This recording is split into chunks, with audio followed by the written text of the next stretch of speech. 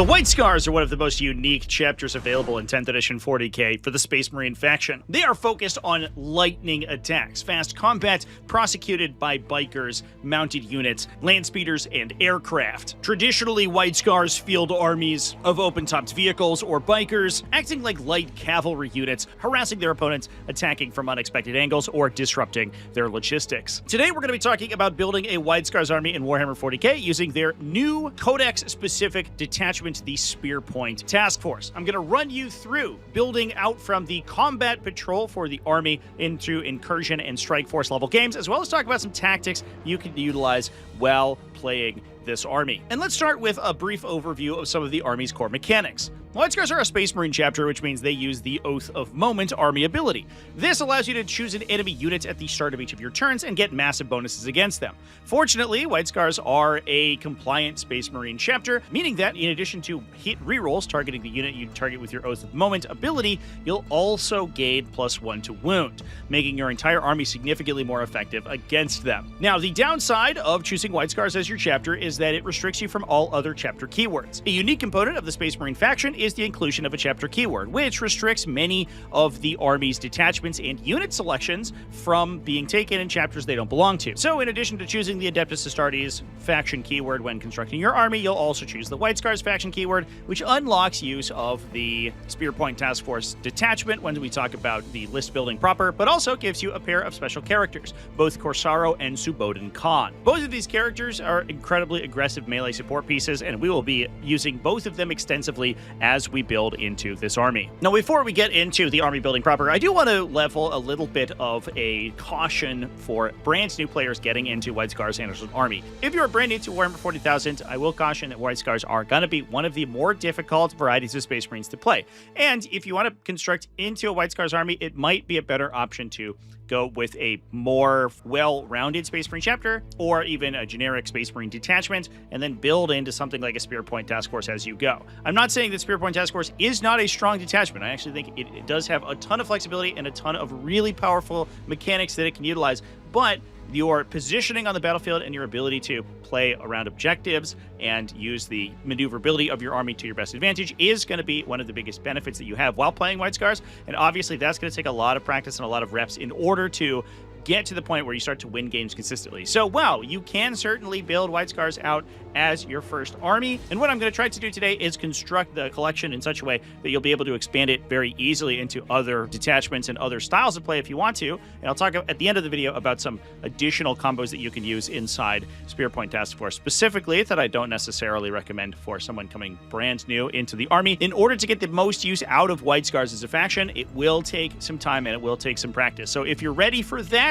definitely more power to you. And if you like the aggressive sort of melee style that they bring, absolutely go ahead and hop into the army. But I just want to warn that White Scars are not the most beginner-friendly variety of Space Marines that you can play. Fortunately, as an army, as your collection grows, Space Marines can basically play any style you want, so you can very easily transition into a different detachment or different style of build, and then back into White Scars once you have more reps under your belt. So now, talking about the White Scars Combat Patrol, I always recommend this is a good starting place for players when they're first getting into a faction. Playing a game or two with the Combat Patrol gives you a good semblance of the core mechanics of the army. And to be fair, the White Scars Combat Patrol is actually incredibly useful when it comes to expanding this army into larger sizes of game. Many Combat Patrols, especially Space Marine ones, tend to have some idiosyncratic units in them, but basically everything inside this White Scars Combat Patrol is usable not only inside White Scars as a proper faction, but also into basically any other faction that you're going to build. It includes a unit of 5 Assault Intercessors. These guys are very useful little melee units. The big thing is that they give their unit wound rerolls when targeting enemies on objectives. They get wound rolls of 1 normally, but once they attack an enemy that's holding an objective, they become more powerful. That can combo with a lot of character effects that can give you things like devastating wounds and stuff like that, which make these guys very useful when attaching in with characters, and we'll utilize that as we move on into larger game sizes. We also have a unit of Outriders. Now, Outriders are mostly useful inside of White Scars themselves. They have particular synergy with White Scars units as well as the Spear Point Task Force detachment, but but they're not useless otherwise. They're relatively cheap. They have a bunch of attacks, and they are fast and high objective control characteristic. The downside is that they are mounted units. Mounted units innately cannot move through terrain features, which does restrict their maneuverability. So while they do have some useful use cases in detachments other than the ones we'll talk about today, their use cases are going to be a little bit more limited. That said, because they're so strong and thematic in White Scars, we will be sticking with them for a while. We also then have Subodenkon. I don't have a TTS model for Subodenkon online here, but I do have a 30k jet bike model that we'll be using in his place for this showcase. But he is an incredible melee beatstick. He can allow the Outrider unit he's joined to actually move through terrain features, so he wildly improves their maneuverability. So one of your Outrider units is going to be able to traverse through those areas and actually maneuver very quickly up the battlefield. He also hits like a truck himself. He has a devastating wound onslaught Gatling cannon as a ranged attack. He also innately gives his unit the ability to advance, shoot, fall back, and charge, basically do whatever they want at any time. So you can be moving that extra d6 from an advanced move, shoot his devastating wound gun, then charge into melee. He also, if you already have all of those abilities active, he also gives you +1 to advance and charge. I will mention, however, there's a common misconception with this effect. It requires that you have both the ability to advance and charge, and advance and shoot, in order to get the second benefit of a Spear of Chagoris ability. So one thing to keep in mind is that he has to have both of those in order to unlock the +1 to advance and charge. It's a little confusing because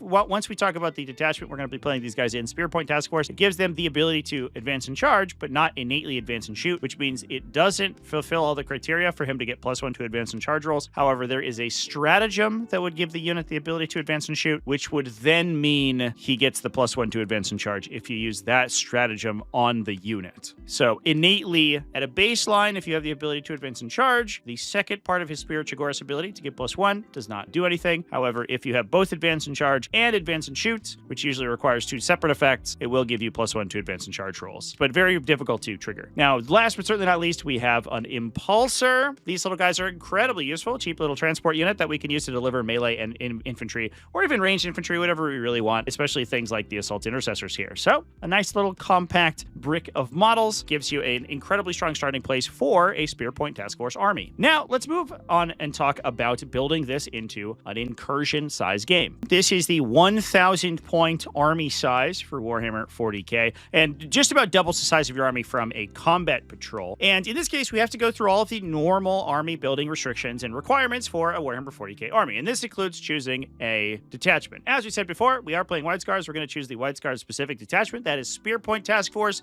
So it's time to talk about the exact benefits that we get for playing this particular detachment. Now, the big thing is the detachment ability. It gives you the ability to fall back or advance and still charge with everything in your army all the time, forever. What a powerful effect. This allows you to take the additional d6 inches of movement for advancing and still declare a charge at the end, although unless you have another ability active like Subodenkon's ability to advance and shoot, or you have assault weapons, you are not going to be able to shoot when you do so. However, we have ways around that we'll talk about in a moment. In addition, Subodenkon gains an additional effect. At the end of the fight phase, if his unit destroyed an enemy, they can move 6 inches. Now, Subodenkon allows his unit to move through terrain features, so you could potentially create a situation where his unit charges in, kills an enemy unit, and then runs away, hides behind a ruined terrain wall or a terrain feature, and is then able to attack the next turn. It gives them a little bit of a hit and run benefit. Now, the big effect that we're going to be trying to use here is the Hunter's Instincts stratagem. This allows you to make a reactive move of 6 inches in response to an enemy unit moving up to 9 inches of you. So this kind of cements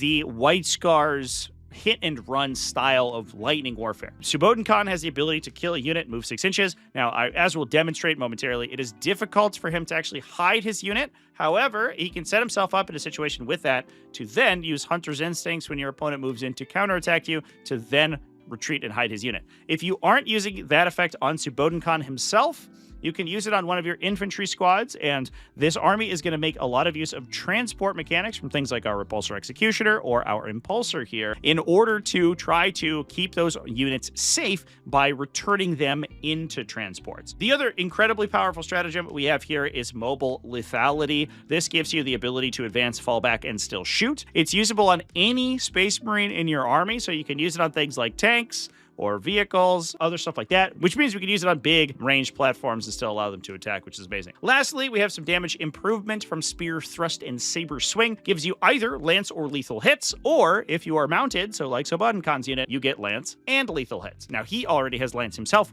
but his unit does not, which means they'll get both benefits. He'll gain lethal hits, or he actually has a kind of a sweet profile. He can use his power sword for more attacks at less damage. If you're in a situation where you're attacking toughness 3 enemies, you're wounding them on 2s, and you don't need the extra damage or effects from his spear, you could actually use his power sword in conjunction with that stratagem as well in order to get some extra casualties, which is very cool. So we're going to be trying to utilize the combination of those stratagems in order to make the most of the units in our army. Now, when we're talking about what is in this particular army, we've expanded it quite a bit by adding, first of all, the big thing is a repulsor executioner. Now, this is a big main battle tank. It has a turret-mounted weapon. We're going to take a laser destroyer on this one, which allows it to punch through armor extremely effectively, and it has a ton of anti-infantry shooting from its defensive array, its rear-mounted anti-aircraft subbers, as well as its onslaught Gatling cannon and hull-mounted heavy bolters. So it has a ridiculous number of attacks, and it's going to be able to sling those attacks into infantry units and clear them out very quickly while shooting its laser cannon into armored targets. It's extremely well-rounded, but the big thing here is that it's high toughness,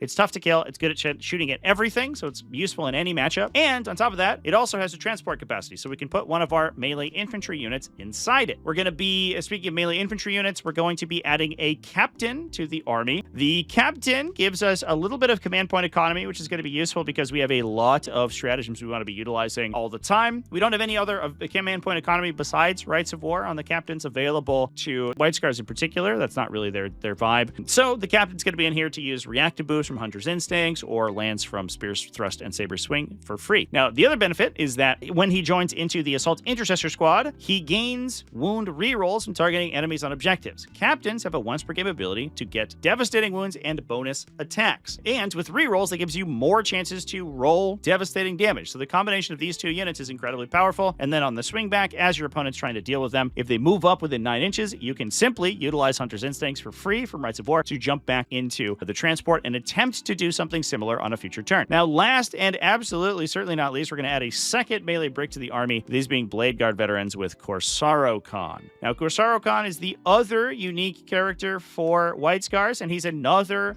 melee damage multiplier. He gives his unit lance and assault as a baseline, so they have the ability to advance and shoot all the time. Not super useful, but it definitely can apply some additional damage. If we're talking about Blade Guard veterans that have heavy bolt pistols, it might help a little bit, but lance is the big thing here. It gives them +1 to wound all the time. The other thing is that the Blade Guard veterans have an effect to get reroll 1s to hit baked in at the start of the fight phase. They choose that as their combat stance. That affects Corsaro Khan as well, so he's going to be able to reroll hit 1s to hit, and he hits on 2s with his saber. And then on top of that, the unit generally pretty self-sufficient and pretty good at fighting. So we have a second good melee unit, a melee infantry unit that can go into one of these transports, and then if the need arises, use Hunter's Instincts to return back into the transports after enemies move in their movement phase to try to attack. Now, last, we have added an Intercessor Squad to the army. These guys are going to be here largely just to hold down our back objective. They're going to be scoring units, essentially, and they have objective secured, so when you hold an objective at the start of your turn, you lock it in under your control.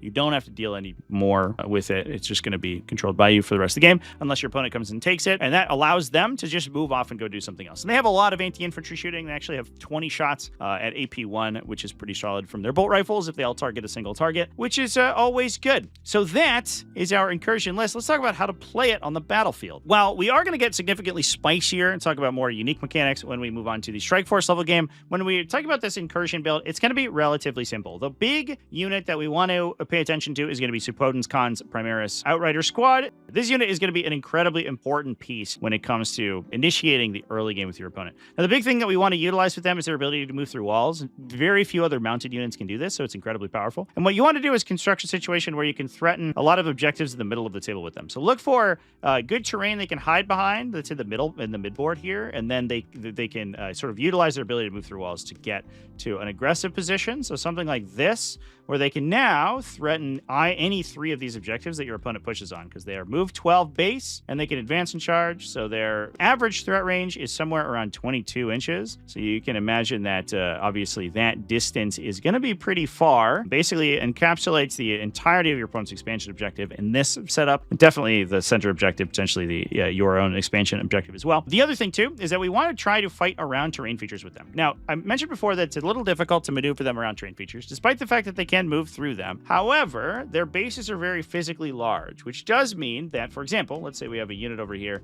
that is inside this building. The Khan's unit is not going to be able to charge easily here because, important to note, you can't end your charge inside of a wall. You have to be able to move all the way through it. So if your opponent is an inch away from the edge of that wall, essentially, and you're not going to be able to reach them by touching the edge of the wall, you're going to have to go around. Now, they are fast enough to go around pretty easily with an advance and a pretty solid charge. They could, potentially make this movement fairly reliably. It is going to be difficult to get the entire unit into melee, although in fairness, Suboden Khan is like 90% of their damage output, so you don't have to be super duper worried about the Outriders getting in. But the thing to think about then is where they're going to go at the end of the fight phase. Because again, if they charge and kill this target, they get to move 6 inches. So considering where they could potentially end up is a big deal. This is why I say that the finesse of White Scars is going to add a learning curve to this army, because you could potentially do things like utilize your pile in and consolidate moves to get them into a better position. Let's say, for example, we were able to end a charge in such a position where Suboden Khan himself could not actually touch this objective marker. The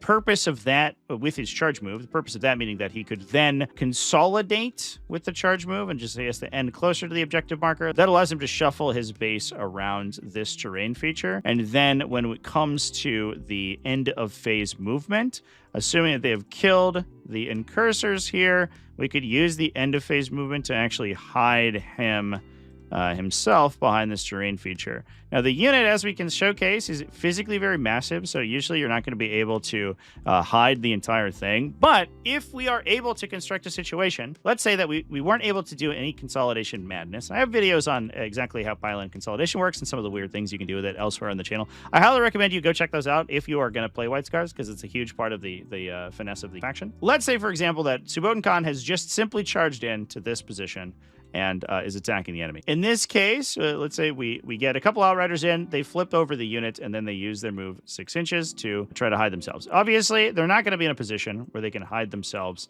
perfectly from the enemy. There's still going to be lines of sight where they can be accessed. However, we want to create a situation where anytime an enemy moves onto this objective, in order to try to retake it, say a new enemy unit moves here in order to retake it for future scoring, that triggers Hunter's Instincts, the strategy we talked about previously, to give the unit a second 6-inch move during the enemy movement phase. That would then allow you to move these guys behind the wall and hide them. If that is the case and your opponent doesn't get to shoot them, obviously Suboden Khan can then, on the subsequent turn, do the same thing. Move through the wall again, hop onto this objective, charge this unit, move 6 inches back, and try to construct a situation where either your opponent is out of resources at that point, because you've already killed 2 of their units, and if you're playing an incursion game, that's like 30% of their army. But you then, if they move anything else in there, you trigger another reactive move, and you get back behind the wall, and you continuously play this hit-and-run game where your opponent has to play around it. Now, most good players will simply do their best not to trigger the reactive move, which means they aren't moving up and touching the objectives.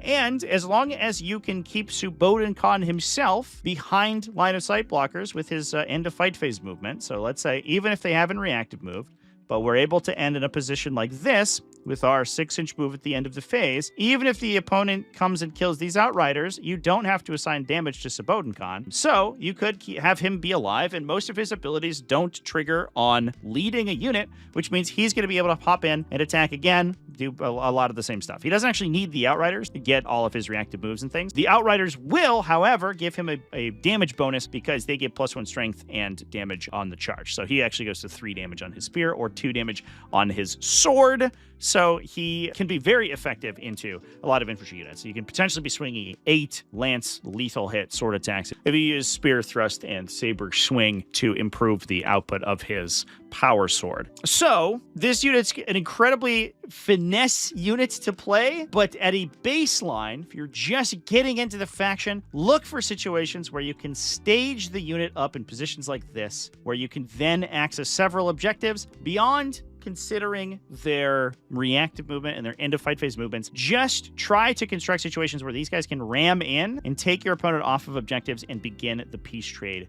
game. Once your opponent moves up and you can move your guys back, let's say we charge a unit in the center, we kill it, we move back a little bit, force the opponent to come in and deal with them.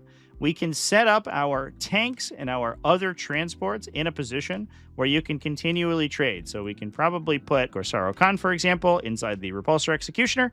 When you disembark a transport like this, you place your unit wholly within 3 inches of it, which gives them a little bit of a bonus movement from where the transport began. These guys, this being the advance and charge detachment, can then advance and still declare a charge. And Corsaro Khan himself is going to hit like a truck. So anything that comes in to kill these guys is immediately going to get killed by Corsaro Khan. And you continuously trade with your opponent until the point where you basically just have the Repulsor Executioner left. Now, let's assume that the Primaris Outriders have done their job. They've gone in. They've cleared your opponent off an objective. They've disrupted your opponent's ability to score. However, they have unfortunately been killed by the dastardly enemy. What we want to do is keep that Hunter's Instinct stratagem in mind, because when we commit in Corsaro Khan and his unit to fight an enemy in the center of the table, keeping them within 9 inches of the transport that they came out of is a big deal. So let's say, for example, we've came in to attack these utility units that are hanging out on our opponent on the midboard objective. These guys have come in to fight them. And at the same time, we're going to move our Repulsor Execution up and ensure that our Blade Guard veterans can all move to be within 3 inches of the Executioner. The reason for that is you're going to do a similar thing to what we just talked about with Suboden Khan. Whereas Suboden Khan was trying to hide behind terrain features to keep himself alive, if your opponent moves a second unit up to attack the Blade Guard veterans and you trigger Hunter's Instincts, as long as everyone is within 9 inches of the Repulsor Executioner here, the entire unit should be able to end a movement within 3 inches of it. If they are able to do so at the end of any normal move, where they end that movement with everyone within 3 inches of the Executioner, they can then re-embark the transport. So you can construct a situation again where you're trying to play this hit and run game, where your opponent is incentivized to come fight you. And then, if they don't, you'll hold the objective. The Blade Guard veterans have a 3 wounds each. They have a 4+ invulnerable save. There's a non-zero chance that they don't die or they absorb your opponent's entire attack. If your opponent does come up to attack them, they're just going to hop back in the transport and keep themselves safe, as long as you keep the command point open for that. You can do exactly the same thing with the Impulsor, and you can even construct a situation where your units can even trade transports. So let's say, for example, that we run these guys out of the Impulsor, keep the Impulsor safe, but don't have a unit embarked in their Executioner. After an enemy triggers Hunter's Instincts, you can then run back into the Executioner as well with the second unit too. So, as I mentioned before, trying to fight with your infantry units around your transports is important because your opponent's constantly going to be having to play around Hunter's Instinct. Now, that's the pie-in-the-sky situation where you are triggering Hunter's Instinct consistently and your opponent's constantly walking into it. In most cases, your opponent's going to be playing around it. However, like I said, it contorts the way they have to play, and it means that they can't play as effectively as they normally would, and they can't come in and just countercharge you and trade piece for piece. They have to stay back, they have to stay off objectives, and they have to shoot you at range, and most likely they have to not engage with your Executioner, which is going to slowly sort of trundle around the table and continuously blow stuff up. Keep in mind as well that even if the Executioner gets engaged towards the late game, we can use mobile lethality to fall back and still fire with it without penalty. We can also advance and shoot with it. So in the early game, let's say that we have our Repulsor Executioner behind this line of sight blocker in the center here, and our opponent doesn't have anything threatening the angles. Let's say we're something like this. You can use that stratagem to advance and fire the Executioner. So let's say we move, I don't know, a 3-inch advance, we move 12 inches. Now suddenly we're dominating this entire lane that your opponent might not have been expecting. So that's an important piece of technology to keep in mind for that guy as well. We also have the intercessors on the back line here. These guys should always start on your back objective. That will lock it under your control at the start of your first turn because they'll hold it. And as long as they hold something at the end of your command phase, it locks it under your control permanently until your opponent comes and takes it. And then they can move out and they can go do their own thing. They can run into transports. They can even run into the Impulsor, where they can use its firing deck, for example. And the Impulsor is another important piece to just consider use as a utility unit. So a unit that's going to sit on an objective and score, or is going to go perform actions. They're nice because they're relatively cheap. They're relatively tanky, especially with a shield dome. Unless you have a particular special plan for a turret-mounted weapon, I would almost always include a shield dome on these guys. I also like to equip them with storm bolters as well, because once they get engaged, they can fire 14 shots back at whatever's engaging them in the shooting phase. And if you have Oath of Omen active, it actually does a ton of damage too. So even to sort of medium or heavy infantry, which is nice. Now moving over to the Strike Force game size, we double the size of the army, going from 1,000 to 2,000 points. And in this case, we've added a lot of additional utility and scoring, as well as some extra synergy with the detachment in particular. Now, some of these units are going to be useful in other detachments. In some cases, there are some concessions to sort of the White Scars style that you could maybe switch for different units if you wanted a more well-rounded army that could expand a little bit into other detachments a little bit better. And we'll talk about that momentarily. Now, the first thing is that we've added a pair of Outrider squads. Now, the huge benefit here is that Corsaro Khan improves your Outrider squad's objective control characteristic by 1 if he's in the same army. This makes them OC3, which makes them one of the most effective objective grabbing units in the game. They get +1 attack and damage on the charge, which is why they're so good with Suboden Khan, because they'll improve his damage to 2 or 3, depending on which weapon he's attacking with. But it also makes them 2 damage each. So they're good at killing, for example, other Space Marines, where they're just going to, beat down 2 wound models with 12 attacks at 2 damage. In addition to that, even if you have OC2 bodies, these guys are coming in with a total of 9 objective control. So if you charge, let's say 5 OC2 enemies, like an Intercessor squad, and kill one of them, that reduces them to 8 OC, so you'll take the objective from them regardless, unless they kill one of your Outriders. Most of the time, you're going to be doing significantly more damage than that, than just killing one. So these guys are incredibly good at, we call them disruption pieces, models, units that are specifically designed for moving into your opponent's space and taking over their objectives and disrupting them from scoring. So we added more Outrider squads. We also added a second Repulsor Executioner, again, for mobile lethality and to deliver our melee units and to act as another big bunker for the melee units in the center of the table. We've added a little bit of support for the ranged elements in the form of an Incursion squad. They're a forward operator that can shoot an enemy unit and give you +1 to hit, which means that we can use our Oath of Moment, our rerolls, and +1 to wound against a specific target to benefit our melee units like our Outriders if we need to. We don't necessarily need that to buff our shooting. Now, from there, we did add some additional shooting, that being the form of several Storm Speeders. Now, Storm Speeders are particularly effective in White Scars for a couple different reasons. First of all, they unlock basically the use of 2 additional stratagems. The first one is evasive maneuvers. This gives flying vehicles or mounted units -1 to be hit and wounded in your opponent's shooting phase. So you can use it on your Outriders to make them very difficult to kill. They're already T5 with 4 wounds each, but the other benefit is that you could use them on your Storm Speeders. So it allows your Storm Speeders to kind of play out in the open a little bit more aggressively than you normally would. A lot of individual attackers aren't going to be able to kill them with -1 to hit and wound. It means most anti-tank weapons are wounding them on 4s, maybe even 5s. A lot of more minor weapons, sort of heavy bolter equivalent strength 5 weapons, are going to be wounding them on 6s. And given the fact that Storm Speeder is not the easiest model in the game to kill, for a light vehicle, they're actually kind of heavily armored, but they're going to be very tanky with this stratagem. The other thing is the withdraw and regroup stratagem. This allows you to pull mounted units like your Outriders off the battlefield, and then at the end of your opponent's fight phase, and put them in strategic reserve. If you use this on an Outrider unit, it goes into strategic reserve, and then it comes in off a table edge, so it's good for scoring secondaries and things like that.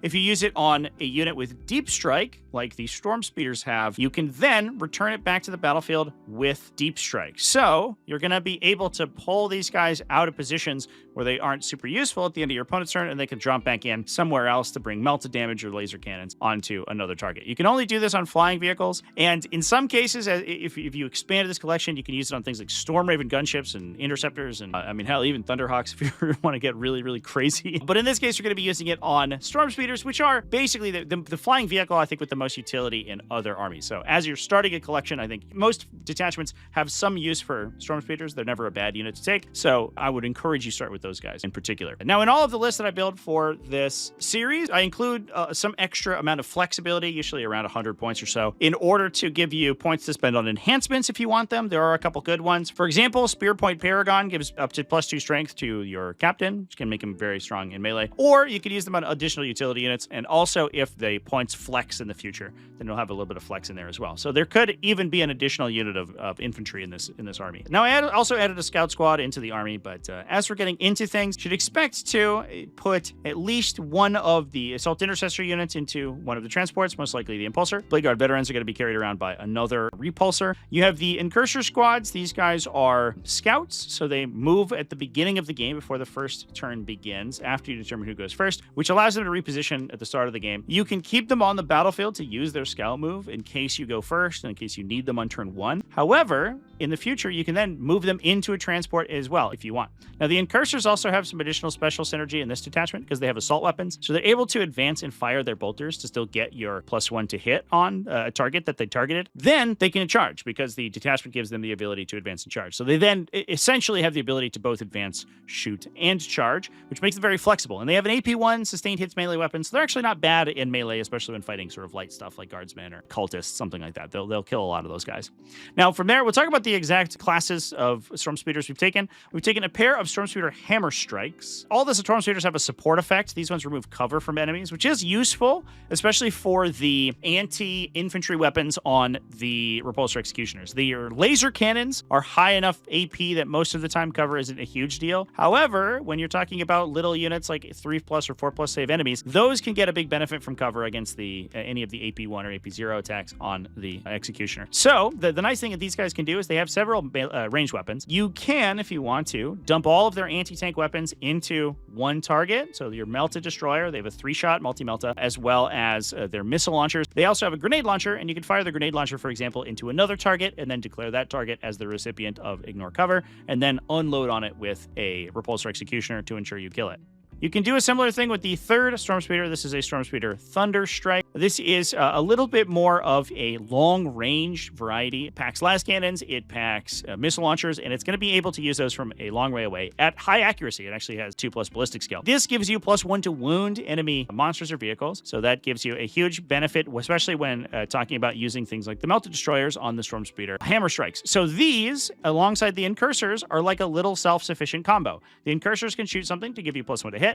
This can shoot something to give you +1 to wound. If you want to split fire with a Hammer Strike, you can give Ignore Cover as well, which in many cases is like +1 AP. And then a Hammer Strike can come in at hitting on 2s, wounding on most targets on 2s or 3s. With a Melta Destroyer, that's AP4, a D6, or D6 +2 damage. The combination of these 3 units basically acts as their own little anti-tank package. You have long-range shooting from the Repulsor Executioners, and then you can use Oath of Moment either on something that you're going to kill with these guns, if you have targets for it, or you can use it on something that you're going to attack with your Outriders and your melee units. So White Scars actually ends up playing a very mobility-focused, sort of combined arms style of gameplay because they have a lot of benefits for these faster ranged units, not necessarily all aggressive melee bikers. So the inclusion of these battle tanks and these storm speeders is actually, it's a little thematic for the army because they do tend to play a lot of speeders in the lore, as far as I know. But it also works extremely well inside their bespoke detachment. Now, when it comes to playing this army in a Strike Force game, you're going to use a lot more of the reserve shenanigans that we talked about in previous videos on the series than you will in the Incursion game, especially given the fact that the Storm Speeders can enter Strategic Reserve and they can even arrive at the bottom of turn 1 if you go second. So your opponent's first turn, you can use their stratagem to return into reserve, and then you can deep strike them immediately. This is only, important to note, only available for units that can deep strike out of Strategic Reserve if they start on the battlefield. Units that come out of Strategic Reserve normally, like the Outriders, for example, would not be able to do this, but Storm Speeders can because they have deep strike built in. So they're going to be able to threaten that at all times. So at any point, you can have your Thunderstrike, for example, teleport to a side of the table where your opponent wasn't particularly expecting, and then just laser cannon down the side there with 48 and 36-inch range weapons. You can also, if they expose something a little frivolously, you can up, down, and put the Hammer Strike next to it, and then just blast it with Melta attacks. With Oath of Moment and Cursor support, you have a pretty good chance of knocking out sort of medium vehicles with a Hammer Strike, and especially if you have any other attacks, so grenades from infantry, or follow-up attack from Outriders or Bolters or things like that. These guys can do some serious damage. Now, the other thing, too, is that you can always threaten by starting them in reserve, so I'd probably always start at least a Hammer Strike in reserve, maybe 2, depending on the matchup and how much screening your opponent has, and then you can use Rampant Ingress to bring them in and then move and attack if you have the command points to do it, or you can simply just dump them 9 inches away from enemies and just shoot all their guns. They won't get the benefit of their Melta extra damage or bonus damage if they are just shooting from 9 inches. From there, we're basically doing very similar things to what we talked about in the Incursion game. The Repulsor Executioners and the Impulsor wants to sort of be the spearhead here. I would play them kind of aggressively if you can get shots with them, because what you want to do is have your opponent engage with you and fight in the center of the table, because obviously that's beneficial for an army that has a good melee contingent like this. However, anytime we fight with our infantry, we want to be fighting with the infantry, or at least trying to fight with the infantry around the transports, because then we always have the threat of Hunter's Instinct putting them back in the transports and forcing your opponent to play around with them as well. Now, in this case, for this particular layout, I have placed an Outrider squad in reserve to force your opponent to screen, especially their backline on turn 3. The Outriders just come out of Strategic Reserve, but as you can see, it is a little bit difficult for you to maneuver bikers around the sides here. I don't even think they can go through this gap here in this particular case. So they're the non-Subodencon units units of Outriders, and this is why they're a little bit more difficult to play than normal infantry units. They would have to go around the wall in order to attack, so they don't necessarily threaten this on turn 1, but on turn 2, they can come in and put their impressive objective control characteristic in there. And then because they're mounted, they can use Spear Thrust and Saber Swing to get both lance and lethal hits, which obviously is going to be very strong against any enemy that doesn't have a very strong armor save.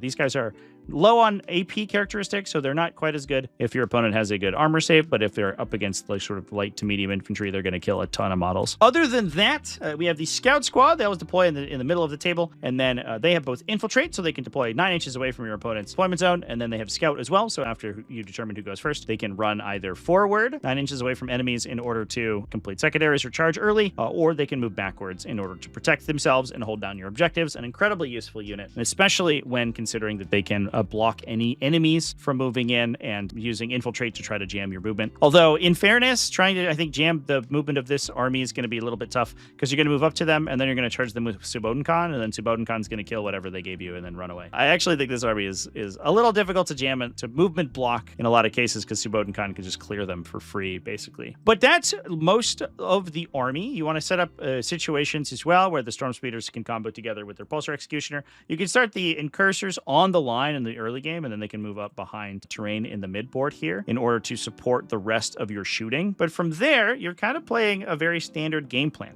You have the threat of the Subodenkan unit to keep your opponent off of their expansion objectives and to start the trading game disruption early.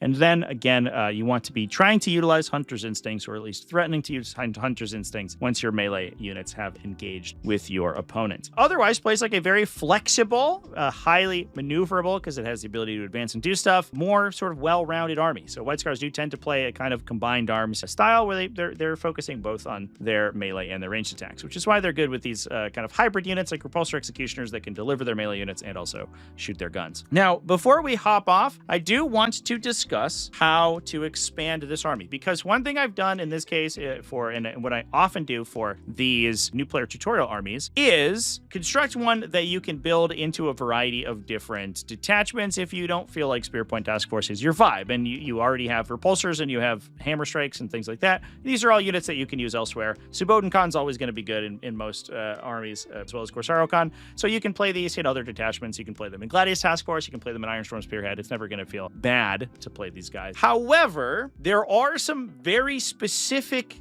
builds you can use inside Spearpoint Task Force that do crazy things. The biggest combo is with the enhancement Hunter's Eye, which gives you sustained hits 1 and ignore cover. You can combo this together, and we've talked about similar combos like this in the past in this series, with something that gives you lethal hits. So this could be, for example, an Aggressor Squad with an Apothecary Biologus, which gives the unit lethal hits. If you give them a 2+ ballistic skill and Osa Moment, they can reroll all their hits to try to get those critical hits, which in that case, if you have a character that gives you lethal hits, gives you an automatic wound, and then due to Hunter's Eye, gives you a sustained hit that also ignores cover. And if you have solid attacks, so like AP1 attacks from a Aggressor Squad targeting the closest eligible enemy, or you have, let's say, AP3 attacks from a Hellblaster Squad, for example, or even a devastating wound attacks from a Sternguard Veteran Squad, any of those can be very high value for any of those critical hits. So you could build a big ranged unit with something like a Lieutenant or an Apothecary Biologus in it to utilize Hunter's Eye to do some serious damage. So that's a great, if you want to play a slightly more ranged game, you could do something like take a Repulsor or a Land Raider, put 10 models with powerful ranged weapons inside,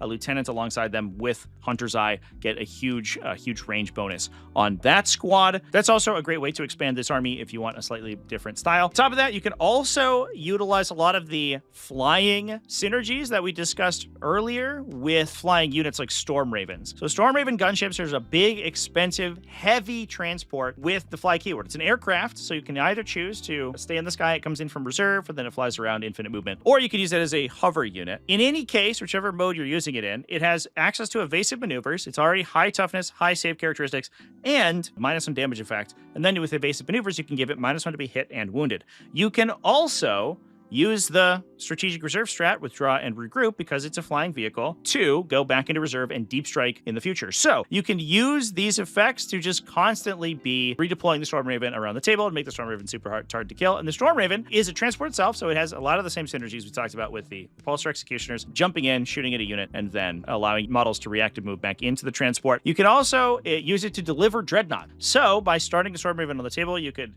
use it to disembark a Dreadnought, like a Brutalis Dreadnought, for example, into melee and do mortal wounds with those guys, and then use the advance and charge from the detachment in order to give him some additional movement. Or obviously, you can also use it to sort of redeploy around the battlefield and carry things like a Ballistic Dreadnought or a Redemptor Dreadnought to get them into more aggressive positions on the table. So there's a lot of interesting things you can do with a Storm Raven gunship if you don't want to use the Storm Speeders. But obviously, in both of those cases, I will caution that a lot of the units that you're using with those combos are very rarely used outside of these particular situations. So they are going to limit your collection a little bit when expanding into other detachments. But there is so much flexibility inside Spirit Point Task Force. It is almost as flexible as Gladius Task Force, one of the best detachments in the game with the greatest amount of flexibility. But from there, if you want to play this army in other detachments, you certainly can. Things like Ironstorm Spearhead are great for all of the vehicles that I've encouraged you play in this particular army. You can use Gladius Task Force to play with literally anything. And in any of those cases,